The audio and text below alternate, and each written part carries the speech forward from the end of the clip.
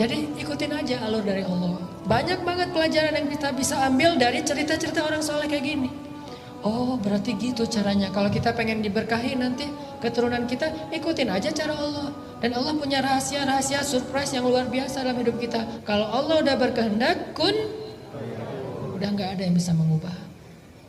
Allah cuma bilang kun, jadi langsung tuh.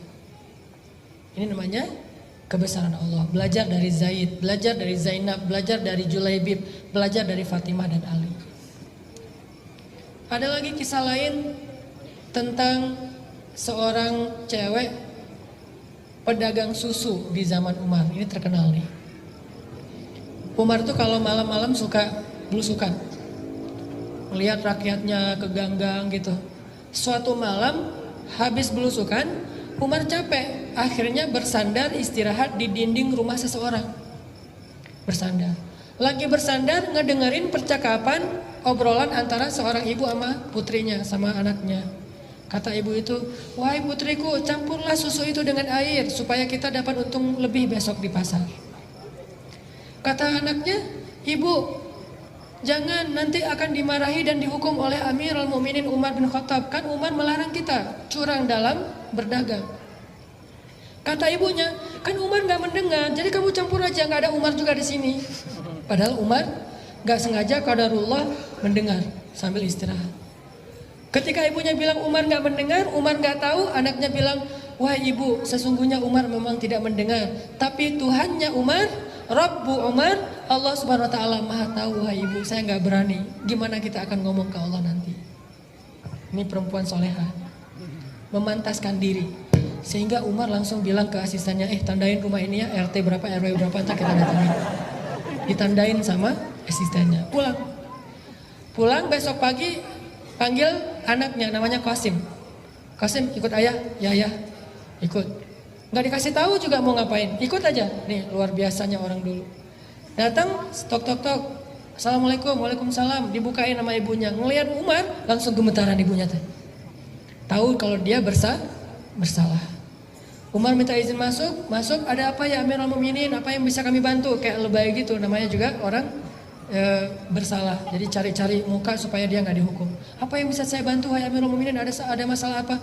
Umar mengatakan, semalam saya nggak sengaja lagi istirahat bersandar di dinding rumah ibu, dan saya mendengar percakapan ibu dengan putri ibu tentang susu itu. Langsung dia nangis. Maafin saya wahai Amirul Mukminin, saya nggak jadi ngelakuin, saya dan segala macam, saya silap, saya maafin saya dan segala macam. Terus dia bilang, sesungguhnya Allah itu Maha Pengampun lagi Maha Penyayang. Sesungguhnya Allah itu Maha Pemaaf, kata si ibu ini. Dan Umar mengatakan, tapi Allah juga Maha Menghukum dengan hukuman yang berat. Jadi jangan cuma ngambil Asmaul Husna yang nguntungin kita. Kalau kita menganggap Allah Maha Pengampun, minta ampun. Kalau kita menganggap Allah Maha Pemaaf, minta maaf. Tapi kalau kita terus berbuat dosa sambil mengatakan Allah itu Maha Pemaaf, ini tempatnya agak nggak nyambung nih, nggak matching.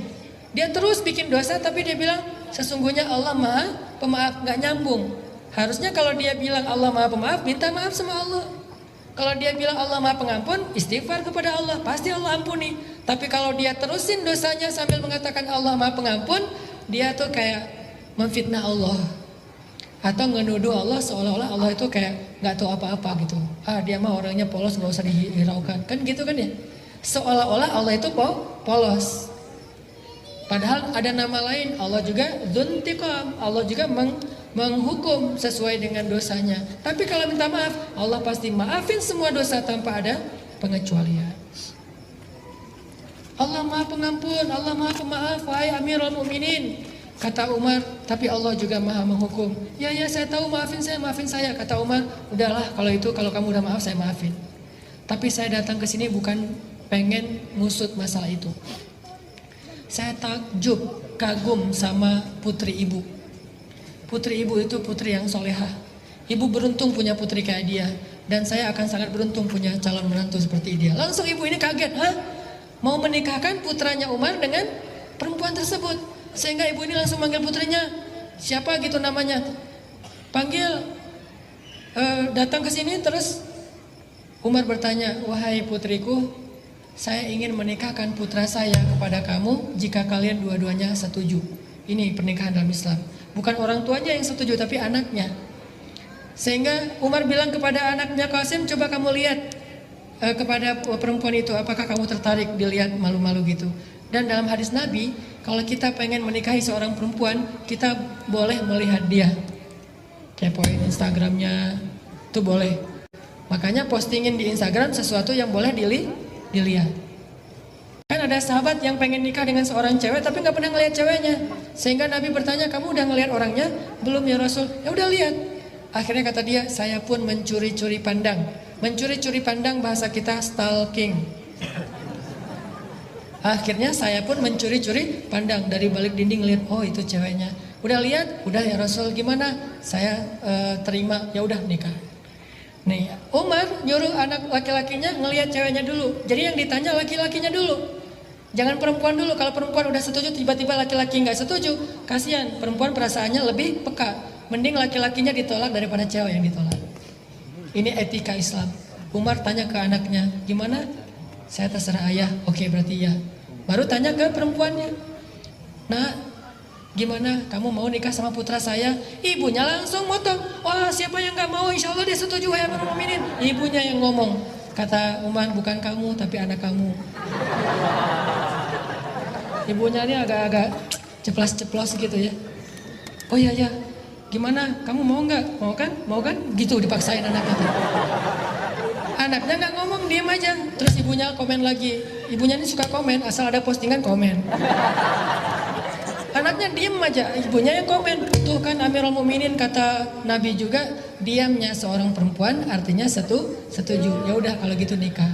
Dari pernikahan ini akhirnya lahir anak, lahir lagi anak. Anak dari mereka, cucu dari mereka kelak menjadi seorang khalifah, presiden paling sukses sepanjang sejarah yang bernama Umar bin Abdul Aziz. 2,5 tahun memerintah, mengubah orang miskin, sampai satu negara nggak ada lagi yang mau menerima zakat. Umar bin Abdul Aziz. Ini gara-gara model pernikahannya tuh, ta'arufan jadiannya itu luar biasa.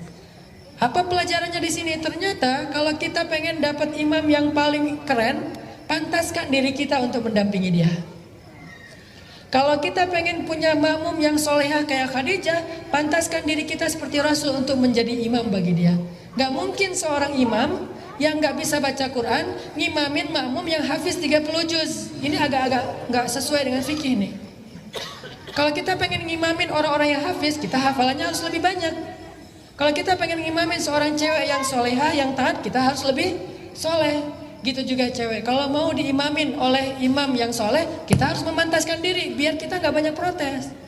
Karena kalau kita nggak pantas, imamnya udah jalan kemana, kita nggak nyambung. Kok gini, kok gitu, kok gini, kok gitu. Makanya Allah nggak mempertemukan kita. Daripada bertemu nanti malah rame.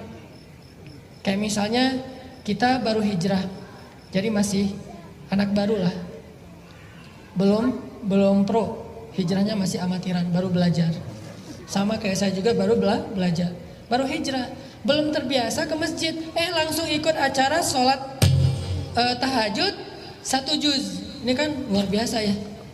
Nggak apa-apa sih, cuma nanti kita lihat aja hasilnya. Makanya saya sering cerita, saya pernah ngadain acara tahajud di satu masjid di Al-Latif di Bandung, 1 malam 1 juz. Yang jadi makmum tuh anak-anak yang baru hijrah luar biasa, tatoan, rambutnya gondrong, tapi sholat. Di rakaat, di shaf paling depan. Begitu saya takbir, baru baca beberapa ayat, udah pada nangis di belakang. Saya heran, wah Masya Allah, ini orang baru hijrah langsung ngejos ya. Lebih soleh dari saya nih.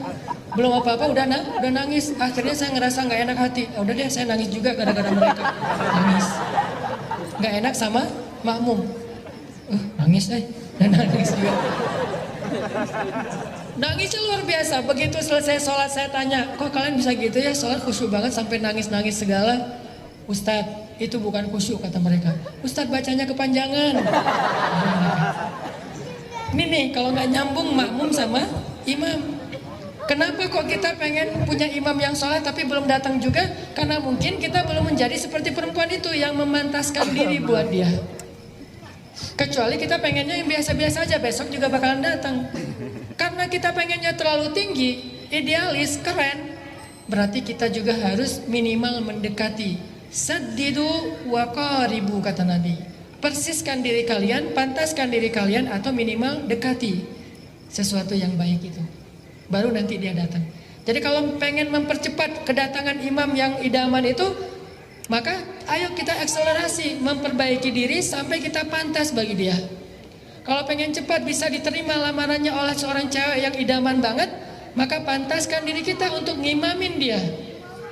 Itu pesan dari adegan antara Umar dengan perempuan penjual susu. Ini cerita-cerita orang yang luar biasa. Cerita-cerita kayak gini tuh terjadi dan banyak hikmahnya. Kita belajar dari mereka.